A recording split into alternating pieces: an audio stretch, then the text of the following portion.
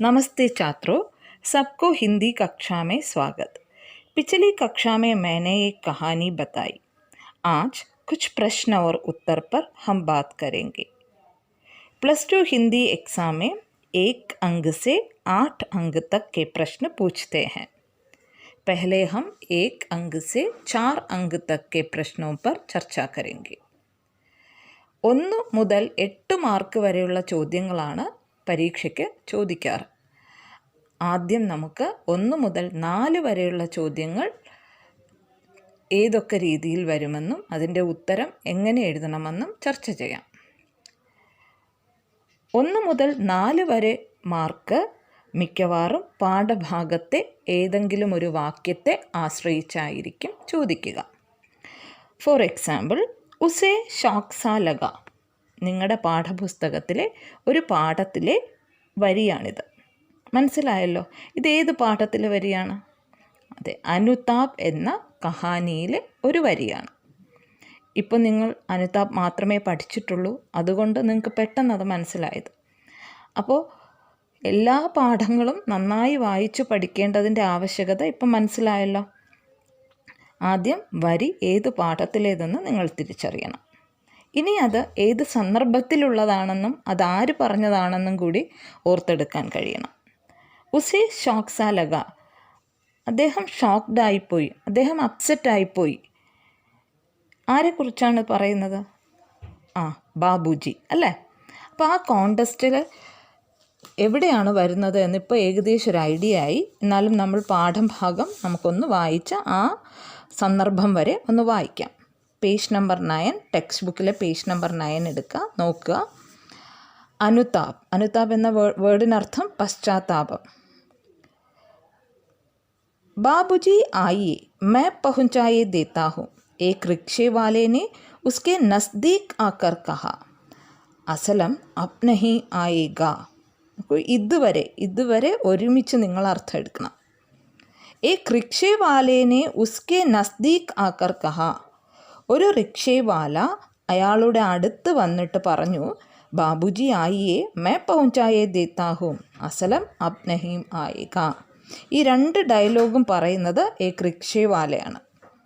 ബാബുജി വരൂ, ഞാൻ താങ്കളെ കൊണ്ടുചെന്നാക്കാം, അസലം ഇന്ന് വരില്ല.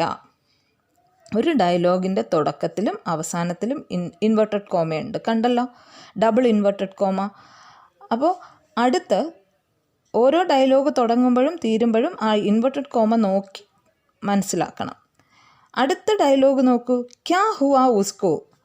അത് റിക്ഷേവാല പറയുന്നതല്ല, അതിൻ്റെ ഇൻവെർട്ടഡ് കോമ തുടങ്ങുന്നത് കണ്ടോ, ക്യാ ഹുവാ ഉസ്കോ. അത് മുതൽ അങ്ങോട്ട് ഒരുമിച്ച് വായിക്കൂ. ക്യാ ഹുവാ ഉസ്കോ, റിക്ഷേ മേ ബൈഠത്തെ ഹുയെ ഉസ്നെ ലാപർവാഹി സെ പൂച്ച, പിछले 4-5 ദിനോं से असलം ഹി ഉസേ ദഫ്തർ പहुंचाता रहा था. ഇതിത്രയും ബാബുജി പറയുന്ന ബാബുജിയുമായി ബന്ധപ്പെട്ട കാര്യങ്ങളാണ്. ആ ഒരു രീതിയിൽ അർത്ഥം എടുത്താലേ ഈ കഥയുടെ തുടക്കത്തിൽ നിങ്ങൾക്ക് മനസ്സിലാവും. എന്താ പറ്റിയത് അയാൾക്ക്? അയാളെന്ന് പറയുന്ന ആരാണ്? അസലം അല്ലേ? അസലമിന് എന്താ പറ്റിയത്? റിക്ഷയിലിരുന്ന് വളരെ നിസ്സാരമായ രീതിയിൽ ബാബുജി ചോദിച്ചു. കാരണം കഴിഞ്ഞ കുറച്ച് ദിവസങ്ങളായി അസലമാണ് ബാബുജിയെ ഓഫീസിൽ എത്തിച്ചിരുന്നത്. ബാബുജി അറിയാലോ, ഒരു ഓഫീസിൽ ജോലി ചെയ്യുന്ന ഒരു സാർ. അപ്പോൾ ഇത്രയും ഈ ഒരു പാരഗ്രാഫിൻ്റെ അർത്ഥം പിടികിട്ടിയല്ലോ. ഒരു പുതിയ റിക്ഷേവാല രാവിലെ റിക്ഷ സ്റ്റാൻഡിൽ വന്ന ഒരു ഓഫീസറോട് അദ്ദേഹത്തിൻ്റെ ഓഫീസിൽ എത്തിക്കാമെന്ന് പറയുന്നു. അദ്ദേഹത്തിന് സ്ഥിരമായി ഓഫീസിൽ എത്തിച്ചിരുന്ന അസലം ഇനി വരില്ല എന്ന് പറയുന്നു. അപ്പോൾ ബാബുജി ആ റിക്ഷയിൽ കയറിയിരിക്കുന്നതിനിടയിൽ ചോദിച്ചു, എന്താ പറ്റിയത് അസലമിന്? കാരണം അസലം കുറച്ച് ദിവസമായിട്ട് ഇയാളെ സ്ഥിരമായി ഓഫീസിൽ എത്തിക്കുന്ന ഒരു റിക്ഷക്കാരനാണ്. ബാബുജി അസലം നഹി രഹ. ബാബുജി അസലം മരിച്ചുപോയി. നഹി രഹ, ദുനിയാമേ അബ് നഹി ഹെ. ക്യാ ക്യാ എന്ന ഡയലോഗ് ആരാ പറയുന്നത്? ബാബുജിയാണ് അല്ലേ? അപ്പോൾ റിക്ഷക്കാരൻ പറഞ്ഞു ബാബുജി അസലം മരിച്ചുപോയി എന്ന് പറഞ്ഞപ്പോൾ ബാബുജി അറിയാതെ വിളിക്കണം, ക്യാ ഉസേ ഷോക്ക് സാ ലഗ. അതാണ് നമ്മുടെ സന്ദർഭം. അദ്ദേഹം അപ്സെറ്റായിപ്പോയി, അന്തം വിട്ടുപോയി. ഷോക്ക് അടിച്ച പോലെ. അതിൽ ഷോക്സ എന്നതൊരു ഇംഗ്ലീഷ് വേർഡിനെ, ഷോക്ക്ഡ് എന്ന ഇംഗ്ലീഷ് വേർഡിനെ ഹിന്ദി ലിപിയിൽ എഴുതിയിരിക്കുന്നതേ ഉള്ളൂ, അതൊരു ഹിന്ദി വേർഡ് അല്ല. അപ്പോൾ അവിടെയാണ് നമ്മുടെ ക്വസ്റ്റ്യൻ. ഉസേ ഷോക്സ ലഗ കിസ്കോ, ആരാണ് അപ്സെറ്റായി പോയത്? ആരാണ്? ആൻസർ എന്താണ്? ബാബുജി. ബാബുജിക്കോ ഷോക്സ ലഗ. അടുത്ത ക്വസ്റ്റ്യൻ, ഉസേ ഷോക്സ ലഗ ക്യോ, അദ്ദേഹം അപ്സെറ്റായിപ്പോയി എന്തുകൊണ്ട്? അതിന് ഒരുപാട് ഉത്തരങ്ങൾ നമുക്ക് എഴുതാൻ കഴിയും. ഒരു 2 മാർക്ക് മുതൽ 1 മാർക്ക് മുതൽ 8 മാർക്ക് വരെ, 1 മാർക്ക് മുതൽ 4 മാർക്ക് വരെയുള്ള ചോദ്യമായിട്ടാണ് ഈ ചോദ്യം ചോദിക്കാറ്. അപ്പോൾ സാധാരണ ആദ്യം നമ്മൾ എഴുതാൻ സാധ്യതയുള്ള ഉത്തരം എന്താണ്? അസലം കി മൃത്യു കെ ബാരെ മേ സുൻകർ, അല്ലേ? അദ്ദേഹം അപ്സെറ്റായി പോയത് എന്തുകൊണ്ടാണ് ബാബുജി? അസലമിൻ്റെ മരണവാർത്ത കേട്ടിട്ടാണ്. അപ്സെറ്റായി പോയത് നമുക്ക് നോക്കൂ, ഒരു മരണവാർത്ത തീർച്ചയായും നമുക്ക് വേദനയും ആശ്ചര്യവും ഉണ്ടാക്കും. പക്ഷെ അത് ഏറ്റവും അടുപ്പമുള്ളവരുടെ അപ്രതീക്ഷിതമായ മരണമാണെങ്കിലോ ഈ ആശ്ചര്യം വർദ്ധിപ്പിക്കും. അപ്പോൾ ആൻസറിൽ നമുക്ക് ഇങ്ങനെ എഴുതാൻ, എന്താ? അസലം കി ആകസ്മിക് മൃത്യു കെ ബാരെ മേ സുൻകർ. പിന്നെ മരണം പോലുള്ള പ്രകൃതി രഹസ്യങ്ങളുടെ മുന്നിൽ മനുഷ്യൻ എപ്പോഴും നിസ്സഹായനാണ്, അല്ലേ? അപ്പോൾ അയ്യോ, എൻ്റെ ഇത്രയും ചെറുപ്പക്കാരനായ എനിക്ക് അടുത്തറിയാവുന്ന ഒരാൾ പെട്ടെന്ന് മരിച്ചു പോയല്ലോ. മനുഷ്യൻ എത്ര നിസ്സഹായനാണ്, ജീവൻ എത്ര നിസ്സാരമാണ്, ഭാവിയെക്കുറിച്ച് നമുക്ക് ആലോചിക്കാനേ കഴിയുന്നില്ല, അല്ലേ? അപ്പോൾ ജീവൻ കി ക്ഷണികതാക്കെ ബാരേമേ സോച്കർ, ജീവിതത്തിൻ്റെ നൈമിഷികതയെക്കുറിച്ച് ഓർത്തിട്ട് ബാബുജി അധികം അപ്സെറ്റായി കാണാം, അല്ലേ? ഇനി പോസിബിലിറ്റി ഉള്ള ആൻസർ എന്താണ്? പരിവർത്തൻ കി അനിവാര്യതാക്കെ ബാരേമേ സോച്കർ. നോക്കൂ, ഞാനും ഈ പ്രകൃതിയുടെ ഭാഗമാണ്, അല്ലേ? അപ്പം എനിക്കും ഇതൊക്കെ സംഭവിക്കാം. നാളെ എന്ത് സംഭവിക്കുന്നെന്ന് എനിക്കറിയില്ല, അതൊരു രഹസ്യമാണിപ്പോഴും. മരണവും ജനനവും ഇതെല്ലാം പ്രകൃതിയിലെ രഹസ്യങ്ങളാണ്. ഈ രഹസ്യത്തെയാണ് നമ്മൾ ഈശ്വരൻ എന്ന് വിളിക്കുന്നത് പോലും, അല്ലേ? അപ്പോൾ ഈ പ്രകൃതിയിൽ ഇങ്ങനെ ഉണ്ടാകുന്ന മാറ്റങ്ങൾ നമ്മൾ ഇന്ന് കാണുന്ന പോലെയല്ല, ഒന്നും അടുത്ത നിമിഷം മാറിക്കൊണ്ടേയിരിക്കും. ഈ മാറ്റങ്ങൾ അനിവാര്യമാണ്, ഒഴിച്ചുകൂടാൻ പറ്റാത്തതാണ്.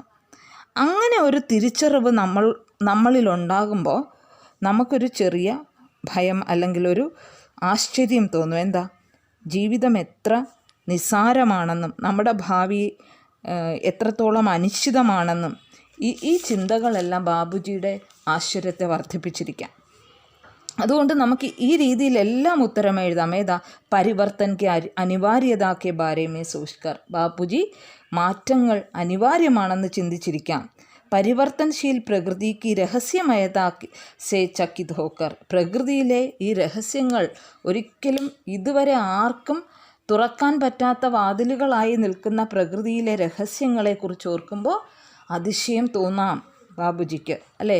ഏറ്റവും വലിയ രഹസ്യം തന്നെയാണ്, ആ രഹസ്യത്തെ തന്നെയാണ് നമ്മൾ ഈശ്വരൻ എന്ന് വിളിക്കുന്നത്. പ്രകൃതിക്ക് രഹസ്യക്ക് ആകെ മനുഷ്യക്ക് നിസ്സഹായതാക്കെ ബാരേമേ സോച്കർ. പ്രകൃതിയിലെ ഈ രഹസ്യങ്ങളുടെ മുന്നിൽ മനുഷ്യൻ വളരെ വളരെ നിസ്സഹായനാണ്. അവനൊന്നും ചെയ്യാൻ കഴിയുന്നില്ല. അവൻ ഒരിക്കലും അതിനെ അതിജീവിച്ച് മുന്നോട്ട് പോകാൻ ഇതുവരെ കഴിഞ്ഞിട്ടില്ല. അപ്പോൾ ഒരു സയൻസിനും ഒന്നിനും ഈ നിസ്സഹായതയെ അതിജീവിക്കാൻ കഴിഞ്ഞിട്ടില്ല. അപ്പോൾ ഇങ്ങനെ ബാബുജി എഡ്യൂക്കേഷനുള്ള ഒരാളാണ്. ഇങ്ങനെ പലതരം ചിന്തകൾ ബാബുജിയുടെ മനസ്സിൽ അസലം മരിച്ചു എന്ന മരണവാർത്ത കേൾക്കുമ്പോൾ ബാബുജിയുടെ മനസ്സിലുണ്ടായിരിക്കാം. അങ്ങനെ ആവാം അദ്ദേഹം ഷോക്ക്ഡായിപ്പോയത്, അദ്ദേഹം അപ്സെറ്റായിപ്പോയത്.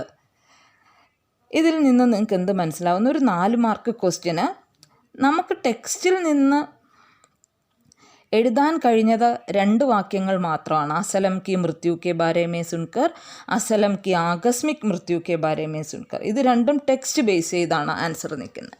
പക്ഷെ പിന്നീട് ഞാൻ പറഞ്ഞ പോയിൻറ്റ്സ് എല്ലാം എൻ്റെ മനസ്സിൽ തോന്നിയ ആശയങ്ങളാണ്. ഇതൊക്കെ അദ്ദേഹത്തിൻ്റെ ആശ്ചര്യത്തെ വർദ്ധിപ്പിക്കാം എന്ന് എനിക്ക് തോന്നിയ ആശയങ്ങളാണ്. അതുപോലെ നിങ്ങൾക്കും പുതിയ പല ആശയങ്ങളും തോന്നാം. ബാബുജി അപ്സെറ്റ് ആവാൻ കാരണങ്ങൾ എന്തൊക്കെയാണെന്ന് നിങ്ങളുടെ മനസ്സിൽ പുതിയ തലങ്ങളിൽ ഉത്തരം കണ്ടെത്താം. അപ്പോൾ 10ാം ക്ലാസ്സും 11ാം ക്ലാസ്സും തമ്മിലുള്ള വ്യത്യാസം ഇതാണ്.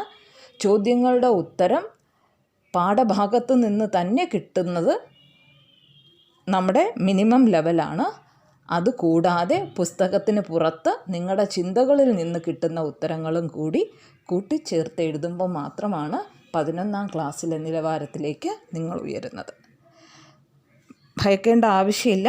നിങ്ങൾ കുറേ ക്വസ്റ്റ്യൻസ് ഇങ്ങനെ പ്രാക്ടീസ് ചെയ്ത് കഴിയുമ്പോൾ നിങ്ങൾ തന്നെ സ്വയം പുതിയ രീതിയിലേക്ക് ചിന്തിക്കുകയും സ്വയം ഉത്തരങ്ങൾ എഴുതുകയും ചെയ്യും. അപ്പോൾ ഉസേ ഷോക്ക് സാ ലഗാ ക്യോ, അതിന് ഇത്രയും പോയിൻറ്റ്സ് ഉപയോഗിച്ച് നല്ലൊരു ആൻസർ നിങ്ങൾക്ക് എഴുതാം. അതിനോടൊപ്പം നിങ്ങളുടെ പുതിയ ആശയങ്ങളും നിങ്ങൾക്ക് ഈ ഉത്തരത്തിൽ പങ്കുവയ്ക്കാം. ക്വസ്റ്റ്യൻ നമ്പർ 2, രണ്ടാമത്തെ കോണ്ടസ്റ്റിലേക്ക് പോകാം. ഉസ്കി ആവാസ് മേ ഗഹരി ഉദാസി ധി, അവൻ്റെ ശബ്ദത്തിൽ ആഴത്തിലുള്ള ദുഃഖം ഉണ്ടായിരുന്നു. കിസ്കി ആവാസ് മേ, ആരുടെ ശബ്ദത്തിലാണ് ആഴത്തിലെ വേദന ഉണ്ടായിരുന്നത്? നയേ റിക്ഷേ വാലേക്ക് ആവാസ് മേ. കഥ നേരത്തെ കേട്ടിട്ടുള്ളവർക്ക് ആൻസർ പെട്ടെന്ന് പറയാൻ കഴിയും. എന്നാലും നമ്മുടെ ഉസേ ഷോക്ക് സാ ലഗ എന്നുള്ള കോണ്ടസ്റ്റിൽ നിന്ന് ഈ ഒരു വരിയിലേക്ക് കഥ എവിടെ എത്തുന്നു എന്നൊന്ന് നോക്കാം നമുക്ക്. പേജ് നമ്പർ 9 തന്നെയാണ്. ഉസേ ഷോക്ക് സാ ലഗ വരെ നമ്മൾ ചർച്ച ചെയ്തു. അടുത്ത് കൾത്തോ ഭലാ ചങ്കാഥ, അപ്സെറ്റായ ബാബുജി എന്താ പറയുന്നത്? അയ്യോ, ഇന്നലെ ഒരു കുഴപ്പമുണ്ടായിരുന്നില്ലല്ലോ. ഉസ്കെ ദോനോ ഗുർദോ മേ ഖരാബി ഥി, ഡോക്ടർ ने रिक्शा चलाना से मना कर रखा था. അപ്പോൾ നയ റിക്ഷാവാല എന്താ പറയുന്ന ബാബുജിയോട്? അസലമിൻ്റെ 2 വൃക്കകളും കേടായിരുന്നു. ഗുർദ, വൃക്ക, കിഡ്നി. കിഡ്നിയുടെ ഫങ്ഷൻ എന്താണ്? ബ്ലഡിനെ ശുചീകരിക്കുകയാണ് ചെയ്യുന്നത് അല്ലേ? 2, അപ്പോൾ ഒരെണ്ണം വർക്ക് ചെയ്തില്ലെങ്കിലും മറ്റതെങ്കിലും നോർമലായിരുന്ന കുഴപ്പമില്ലായിരുന്നു. ഇത് 2 വൃക്കകളും കേടായിപ്പോയി. ഡോക്ടറിനെ റിക്ഷ ചലാനേസെ മനാ കർ രഖാ ഥാ, ഡോക്ടർ പറഞ്ഞിരുന്നു റിക്ഷ ഓടിക്കരുത് എന്ന്. ഉസ്കി ആവാസ് മേ ഗഹരി ഉദാസി ഥി, ഈ വാക്യം പറയുമ്പോൾ നയ റിക്ഷവാലയുടെ ശബ്ദത്തിന് ആഴത്തിലുള്ള വേദന ഉണ്ടായിരുന്നു.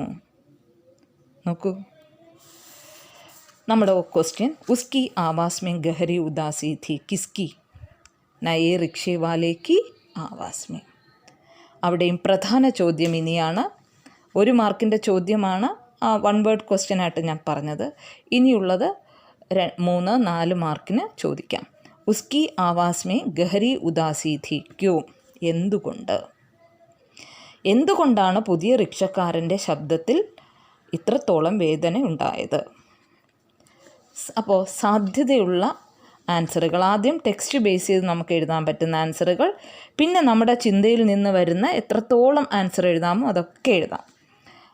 അപ്നെ മിത്ര കി ആകസ്മിക് മൃത്യു സെ ദുഃഖി വഹ്, അല്ലേ? തൻ്റെ കൂട്ടുകാരൻ്റെ വിചാരിക്കാത്ത സമയത്തുള്ള മരണം അവനെ ദുഃഖിതനാക്കി. ഇനിയുള്ളതെല്ലാം സാധ്യതയുള്ള ആൻസറുകളാണ് അല്ലേ? നമ്മുടെ ചിന്തയിൽ നിന്ന് വരുന്ന ആൻസറുകളാണ്. അസലം കോ വഹ് ബച്ചാ നഹീ സക്ക, അസലമിനെ രക്ഷിക്കാൻ ഈ റിക്ഷക്കാരനായില്ല. ശരിയല്ലേ? തൻ്റെ കൂടെ ഉള്ള കൂട്ടുകാരനാണ്, അയാൾക്ക് സുഖമില്ലെന്ന് നമ്മുടെ നയ റിക്ഷാവാലയ്ക്ക് അറിയാം. ഡോക്ടർ റിക്ഷ വലിക്കരുതെന്ന് പറഞ്ഞിട്ടും അസലം റിക്ഷ വലിക്കുന്നത് നയ റിക്ഷക്കാരനറിയാം. എന്നിട്ടും അസലമിന് സാമ്പത്തിക സഹായം ചെയ്യാനോ ഡോക്ടറെ അടുത്ത് ട്രീറ്റ്മെൻറ്റിന് സഹായിക്കാനോ അസലമിൻ്റെ ഫാമിലിയുടെ ദാരിദ്ര്യത്തിന് ഒരല്പം കൈത്താങ്ങാവാനോ ഈ പുതിയ റിക്ഷക്കാരന് കഴിഞ്ഞില്ല. അതും അയാളെ വേദനിപ്പിച്ചിരിക്കുക. പിന്നെ നിസ്സഹായത പർ ഉസ്കാ ദുഃഖ തീവ്ര ഹോ ഗയാ, അസലമിനെ സഹായിക്കാൻ പറ്റാത്ത തൻ്റെ നിസ്സഹായ അവസ്ഥയിൽ അയാൾക്ക് വേദന ഇരട്ടിയാകാം അല്ലേ? ഒരു കുറ്റബോധം മനസ്സിലുണ്ടാകാം. അതുപോലെ അടുത്തതാണ് Azlan K Parivar K ഭവിഷ്യ K Bare may സോച്ച് കർ, ഈ കൂട്ടുകാരൻ തൻ്റെ അസലം എന്ന കൂട്ടുകാരൻ്റെ കുടുംബം ഇനി എന്ത് ചെയ്യും? അയാളുടെ ഭാര്യയും അമ്മയും അച്ഛനും മക്കളും ഒക്കെ അനാഥരായിപ്പോയി. ഒരു പക്ഷേ അസലം വണ്ടി ഓടിച്ച് കിട്ടുന്ന പൈസ കൊണ്ടായിരിക്കാം തീർച്ചയായും അവർ കഴിഞ്ഞിരുന്നത്. അല്ലെങ്കിൽ ഡോക്ടർ വണ്ടി ഓടിക്കരുത്, റിക്ഷ ഓടിക്കരുത് എന്ന് പറഞ്ഞിട്ടും അസലം ഓടിക്കില്ല അല്ലേ? എത്രയും എമർജൻസി അസലമിന് ഉണ്ടായിരുന്നു എന്നുള്ളതാണ്. അപ്പോൾ അസലമിൻ്റെ ഫാമിലിയുടെ ഫ്യൂച്ചർ എന്താവും എന്ന് തീർച്ചയായും നയ റിക്ഷവാല ചിന്തിച്ചിരിക്കാം. അപ്പനെ പരിവാർ കി ദയനീയ സ്ഥിതിക്ക് ആദ്മി, അസലമിൻ്റെ കുടുംബത്തിൻ്റെ ഇനിയുള്ള അവസ്ഥയെക്കുറിച്ച് ആലോചിക്കുന്നതിനോടൊപ്പം തൻ്റെ കുടുംബത്തിൻ്റെ സ്ഥിതിയും ഈ നയ റിക്ഷവാല ചിന്തിച്ചിരിക്കുക അല്ലേ? അസലമിൻ്റെ കുടുംബത്തിൻ്റെ അതേ അവസ്ഥയൊക്കെ തന്നെയായിരിക്കാം നയ റിക്ഷവാലയുടെ കുടുംബവും. ദാരിദ്ര്യമായിരിക്കാം. കാരണം റിക്ഷക്കാരുടെ എല്ലാ അവസ്ഥ അത് തന്നെയാണ്. സൈക്കിൾ റിക്ഷ ഓടിക്കുന്നവർ അത്രത്തോളം കഷ്ടപ്പെട്ട് ജീവിക്കുന്നവരാണ്. അപ്പോൾ തൻ്റെ കുടുംബത്തിൻ്റെ അവസ്ഥ, തനിക്കിങ്ങനെ വല്ലതും വന്നാൽ തൻ്റെ കുടുംബത്തിനും ഇതേ അവസ്ഥയല്ലേ എന്നുള്ള ഒരു ചിന്തയുണ്ടാവാം. അതുപോലെ വേറൊരു പോയിൻ്റാണ് സാരേ റിക്ഷവാലോങ്കി ബുരി ഹാലത് കെ ബാരെ മേ സോച്ച്കർ, അസലമിനും എനിക്കും മാത്രമല്ല, അല്ലെങ്കിൽ അസലമിൻ്റെ കുടുംബത്തിനും എൻ്റെ കുടുംബത്തിനും മാത്രമല്ല, ഇത് എൻ്റെ പരിസരത്ത് താമസിക്കുന്ന എല്ലാ റിക്ഷക്കാരുടെയും അവസ്ഥ ഇതാണല്ലോ ദൈവമേ.